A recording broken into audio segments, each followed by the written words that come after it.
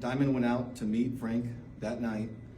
She told her family that she was out to walk her dog because her family knew that Frank was dangerous and she didn't want her family to know what she was going to go do. Luckily, she told her sister, who she confided in, that she was actually going to meet Frank, and she was using the dog as an excuse. She met with Frank at a park that was maybe about halfway between each of their homes. She was gone for maybe about 20 minutes before the family at Diamond's house heard about 22 gunshots. Moments later, the dog, Peanut, came home, opened the door, covered in Diamond's blood. The family ran out straight to the park where they found her. They tried to give her CPR, but by that time, Diamond was already gone. And she broke it up, yeah, was that the reason? So, essentially, the evidence that we had showed that Frank DeLeon was dating multiple women, or multiple women slash, children around that age, 16, 17, around his age group. He had another girlfriend.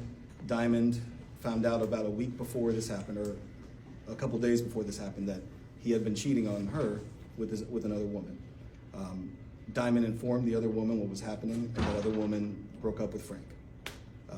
Based on the evidence we have, Frank tried multiple times to get Diamond to take it back, to say that it was a lie.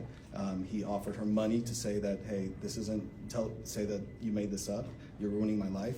And it was very clear from the messages that Diamond said that she stood up for the right thing. She told him, no, you hurt me, you hurt this other person, and this is the truth. We know that at some point the day that Diamond was murdered, there was an arrangement to meet at the park, and that is where Frank ultimately killed her.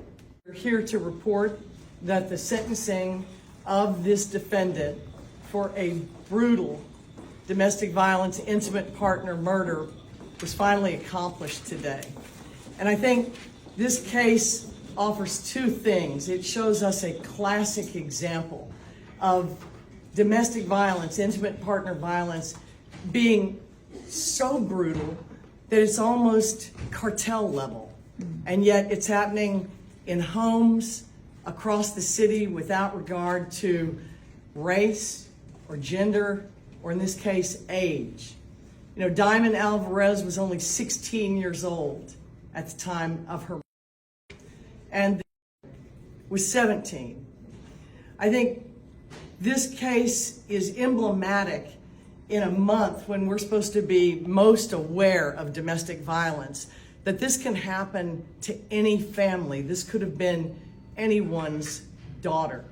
And the signs, the classic symptoms, control, emotional abuse, stalking, trying to deal with the victim, those are things that we see in many of these cases. But this defendant clearly had to reload. It's overkill, and the sentence reflects the brutality of this young man's crime. And it should be a deterrent to anyone else who lacks the impulse control to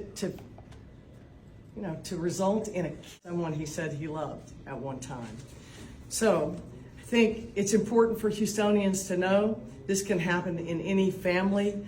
Report abuse. If you have a friend, a relative, a child, a parent who you suspect could be being victimized in their personal and intimate relationships, help them, talk to them, encourage them to report. And if that's not enough, you can report. I want to say that our condolences are absolutely with Diamond Alvarez's family. I'm going to stop using defendants' names. It's the victim we should remember. Diamond Alvarez was an innocent young woman. Today, justice was achieved for her. Thank you, Kim. Thank you, Steve. Thank you, Houston. I have a quick question, Ms. Kim. What's going to happen for the family? They're fearing for retaliation. Is there something that authorities might be doing to prevent that from happening? Most people have security around their homes. They have cameras. Their neighbors have cameras. These types of interpersonal conflicts are easily figured out. So let it be a deterrent to anybody thinking about doing each other harm, that you will be caught. And under equal justice, you will be prosecuted. Can you talk to us about, you referenced the violence in the courtroom the other day, and just your thoughts on it specifically and how the judge reacted today? Well, I think the judge did what she had to do. She's responsible for the decorum of the courtroom. It was a dangerous situation. So today she prevented any further violence by taking some pretty extreme measures, separating the defendant's family and supporters from everyone else. She gave media some concerns of hers about what should and should not be filmed in a courtroom. I listened. I think that we all have to be aware that we live in really dangerous times and that our courtrooms are where we resolve in a civilized society our differences. Now, murder is not a difference, but the sentencing of a murderer is an act that happens here frequently without violence. And so I think her point was our courtrooms have to remain orderly because our public and our fellow Americans need to have confidence in their judicial system. That's the system that we utilize. We support the judge's efforts in this case. Can you explain why we got to a plea deal instead of going to trial?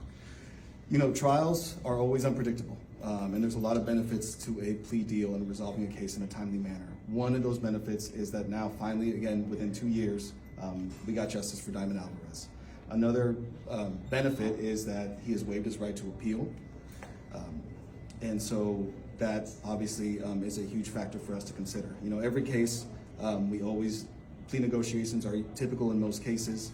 And this is a case that we felt fair. We spoke with the family. They told us that it was fair. They were okay with it. And that's why we proceeded with the plea offer and the plea bargain in this case.